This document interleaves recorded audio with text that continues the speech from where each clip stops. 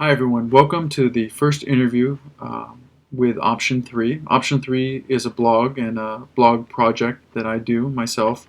Um, I have a background in public policy, and this is basically an outlet for me to contribute ideas to the public.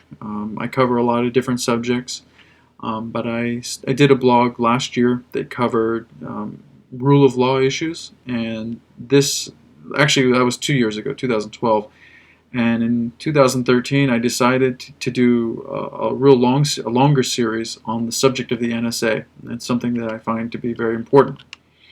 So today's interview is with Thomas Drake. You probably already know Thomas Drake is a National Security Agency whistleblower. He is a former senior executive of the NSA and a software engineer. He spent 10 years in the U.S. Air Force as well as stints in the U.S. Navy and the CIA. In 1989, he began work with the NSA as a contractor. In 2001, he began full-time employment at Fort Meade, where he ultimately held several different positions, including analytical, teaching, and leadership positions. His military awards include the Meritorious Service Medal, the Air Medal, the Air Force Commendation Medal. His civilian awards include the Ridenour Prize and the Sam Adams Award. In the early 2000s, Mr. Drake became very concerned with decisions being made at the NSA, and he communicated his concerns to his superiors, the NSA Inspector General, the DoD Inspector General, and the Congress Intel Committees. And after getting not very much of a response, he decided to contact Sivan Gorman of the Baltimore Sun in November of 2005. The rest is history. It's a pretty serious history in terms of his personal experience, and I suggest you look into it. I think there's a lot to be learned. I did want to highlight a couple things. Mr. Drake never revealed classified information to anyone. He spent a good part of 2007, 2008, 9, 10, and 11 under the threat of 35 years of jail time. Fortunately, he only pled guilty to a misdemeanor misuse of an NSA computer. He paid no fine. He had a year of probation, and he never helped in the prosecution of other whistleblowers. It is known that Edward Snowden, is examined his case and has seen inspiration in his whistleblowing. So I just want to welcome you to this first interview with option3. Mr. Drake is a person who stood his ground, and he stood for truth on this issue of NSA reform, and I hope you enjoy the interview. Thanks a lot.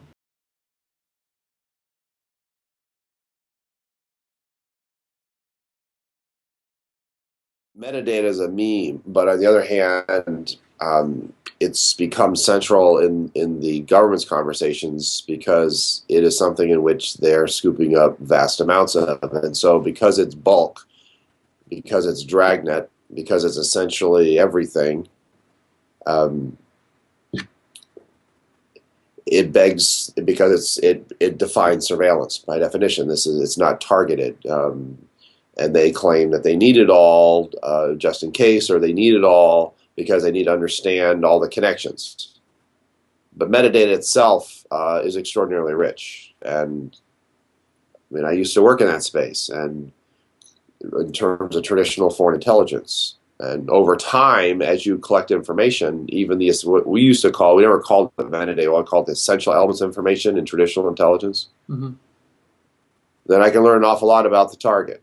You have to ask the fundamental question. It's not metadata by itself. It's why do they have the obsessive need to collect all? And this really is central to all of these conversations, this obsessive quest to know it all. Or to know everything, which is a direct quote from the Stasi.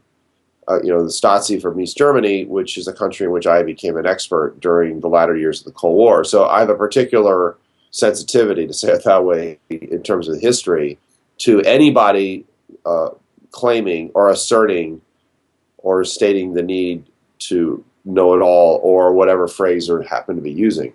Because the fundamental question is, if the person is not criminal, the person is not involved in terrorist activities, the person is not involved in foreign intelligence, why do you need their data? And this is even separate from the excuse they use of third party, which is you have no reasonable expectation of privacy. Well, that's the only case they cite is Smith versus Maryland in 1979, and that's a total red herring. Mm-hmm. So the fundamental question is why do they collect at all, and then secondly, what are they doing with it? Where do you see like the public debate? You know, the usage, the focus on the part of media, and I'm not proposing some conspiracy of media. If I'm proposing anything, it's an emotional conspiracy.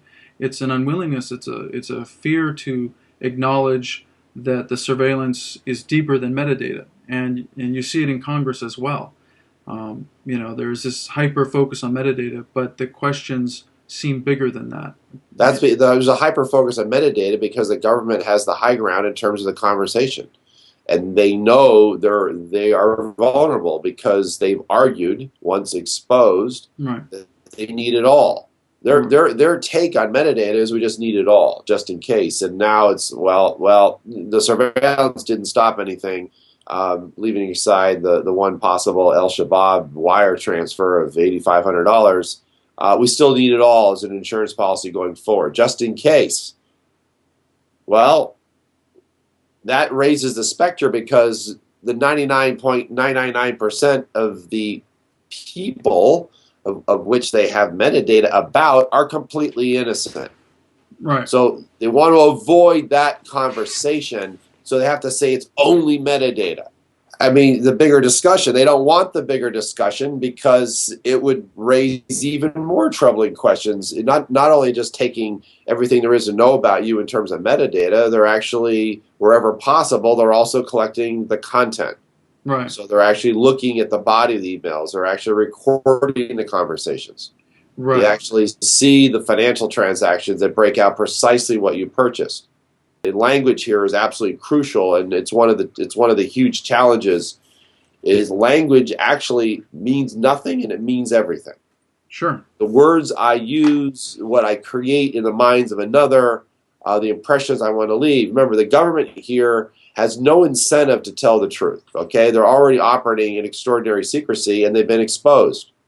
And some of us exposed them years and years ago. See, this conversation alone reminds me of well over 12 years ago what they kept telling me. I'm inside NSA as a senior executive. You don't understand, Tom. We just need all the data. They didn't say we need all the metadata. They just kept saying we need all the data.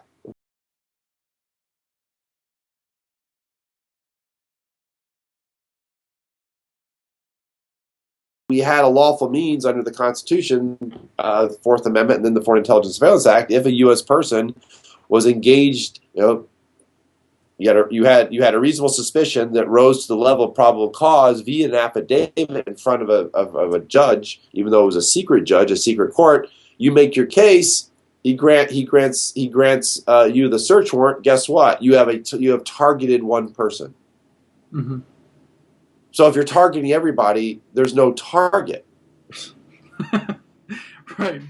The -80 order, the FISA order that Snowden disclosed to the press back in June, it was one of the major disclosures. It still to this day remains one of the major disclosures, although there's many other orders like that. It compels Verizon, FBI, compels Verizon, their business unit, services unit, to turn over every phone record to NSA each and every day. There's no discriminant there. There is no declared terrorist threat. There's no declared purpose. It's simply give us the data. That right there is a fundamental breach of law. The fact is they've been collecting content for many years. They were collecting content back in 2001. Right. Look, even under Operation Shamrock, which started in World War II, they were collecting every single telex.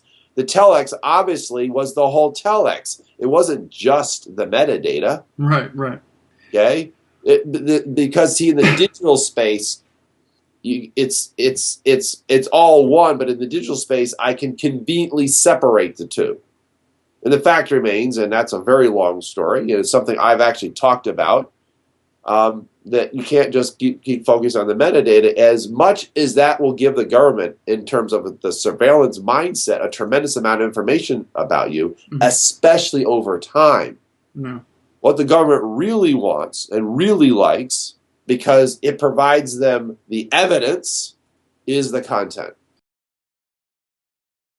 One of the things that Russ Tice has said in an interview, the Corbett Report interview, basically he says that the metadata is going to be is valuable in the court setting, but it's the content which is utilized in a logistic sense, in an actionable sense.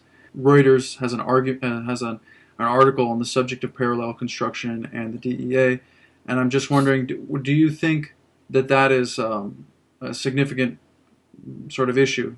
It's an absolute abuse of the justice system. They're actually collecting intelligence on a vast scale for a different purpose. Okay. It's that simple. You can't do that. It violates all of the standards. It violates all the thresholds. It violates all the protections. Meaning, I'm collecting all this information, which is sort of the pretextual pre-crime mode, and then I go back and say, oh, I'm going to share this information for another purpose, not for the purpose for which I collected it. Although they would argue because we took it all, I guess it was without purpose. Well, the purpose was they wanted it all. On a parallel construction, then I get to use that. I go from what was supposed to be targeted intelligence, and now I get to share it for law enforcement purposes. You didn't have the probable cause to begin with, but on the other hand, you did have suspicion. Now you get to dip into the surveillance data and say, oh, what do we know about this target? Right. But you already collected it. You didn't have a warrant. It was never a warranted search. But this is fundamental to our system of justice. It's absolute and total corruption. It's something they did in my case. Remember, I've lived all this on an extremely deeply personal level. Okay, more than I can even possibly describe in the constraints that we have right now.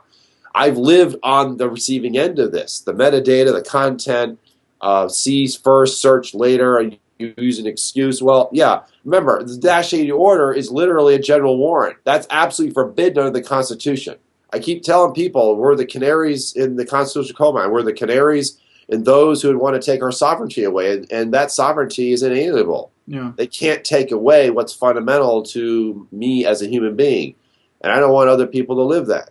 I don't want what happened to me to happen on a much larger scale. But the government knows. I mean, this is where the government, and the government is us ultimately in the end. But there are those who have significant power, particularly those who have secret power, because they get to in secret find out all kinds of things about you, and you don't know what it is that they find out or know about you. And I think people are growing increasingly uncomfortable with just the sheer scope of what NSA and FBI and others are up to. The sheer scope of it. It's just out of control.